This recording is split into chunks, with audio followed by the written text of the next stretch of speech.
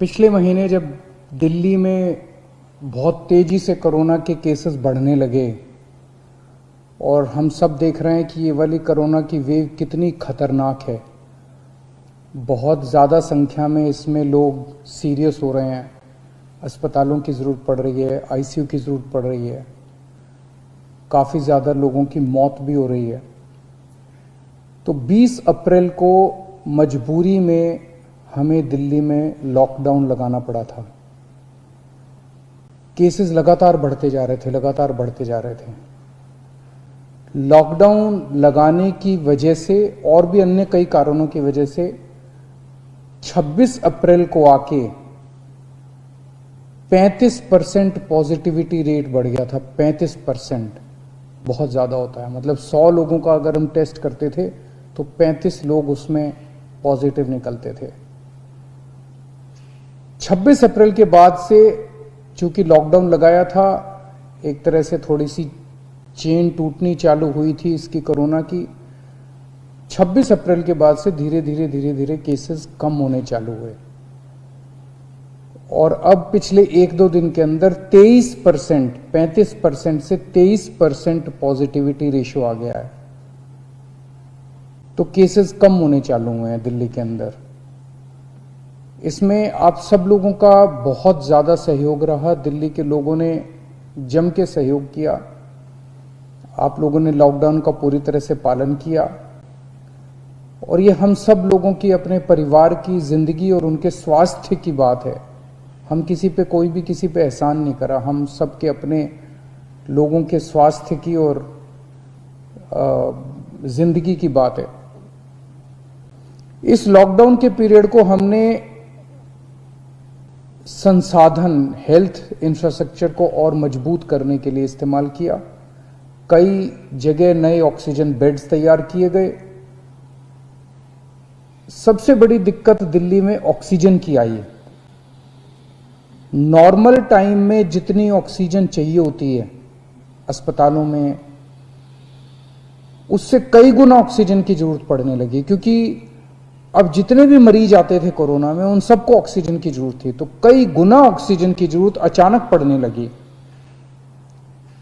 पिछले कुछ दिनों में केंद्र सरकार के साथ मिलके और हाई कोर्ट और सुप्रीम कोर्ट के आदेशों से, केंद्र सरकार के सहयोग से अब ऑक्सीजन की स्थिति दिल्ली के अंदर काफी सुधरी है पिछले कुछ दिनों में। अब इस तरह की बातें सुनने को नहीं मिलती कि इस अस्पताल में 2 घंटे की ऑक्सीजन रह गई, उस अस्पताल में आधे घंटे की ऑक्सीजन रह गई, यहाँ पे किसी की ऑक्सीजन से मौत हो सकती है। अब इस तरह की बातें सुनने को नहीं मिल रही है। तो इस लॉकडाउन के पीरियड को हमने अपने सिस्टम को भी सुधारने में काफी प्रयास किए। पिछले कुछ दिनों से वैक्सीन को भी बड़ी तेजी के साथ वैक्सीनेशन का कार्यक्रम शुरू किया गया है। आप में से जितने लोगों ने वैक्सीन लगवाया उन्होंने देखा होगा कि दिल्ली सरकार ने जो स्कूलों में इंतजाम किए हैं वो कितने शानदार इंतजाम किए हैं। सब लोग इसकी तारीफ कर रहे हैं, सब लोगों को अच्छा लग रहा है। हमारे युवा बढ़ चढ़ के वैक्सीन लगवा रहे हैं। यहाँ तक कि दिल्ली के आसपास के इलाकों से भी लोग दिल्ली में आके वैक्सीन लगवा रहे हैं। वैक्सीन के स्टॉक की कमी है, इसमें हमने केंद्र सरकार से सहयोग मांगा है। मुझे पूरी उम्मीद है जैसे केंद्र सरकार अन्य बातों पे भी सहयोग करती रही है, इसमें भी हमारा पूरा सहयोग करेगी। पिछले कुछ दिनों में सब लोगों से मेरी बात हुई है, व्यापारियों से, महिलाओं से, युवाओं से, अलग अलग किस्म के लोगों से बात हुई है और सबका ये मानना है कि कोरोना के केस कम तो हुए हैं लेकिन अभी भी बहुत हैं। 23% अभी भी संक्रमण दर है। अभी ढिलाई नहीं दी जा सकती, अभी समय नहीं आया है ढिलाई देने का। तो सबका ये मानना है कि अभी लॉकडाउन को और एक्सटेंड करने की जरूरत है। अभी और इस कड़ाई को अभी थोड़े दिन और बरकरार रखने की जरूरत है, नहीं तो अभी जो हमने हासिल किया वो भी खत्म हो जाएगा। और जैसा मैंने कहा कि ये इतना मुश्किल दौर है, ये वाली वेव इतनी खतरनाक है, इतने लोगों की मौत हो रही है, तो जान है तो जहान है। अगर जिंदगी बचेगी तो बाद में और बहुत कुछ कर लेंगे जिंदगी में। सबसे पहले इस टाइम जिंदगी बचाना है। तो इसीलिए सरकार ने आप सब लोगों के फीडबैक के आधार पे, आप सब लोगों की इसके आधार पे मजबूरीवश अभी 1 हफ्ते का लॉकडाउन और बढ़ाया जा रहा है।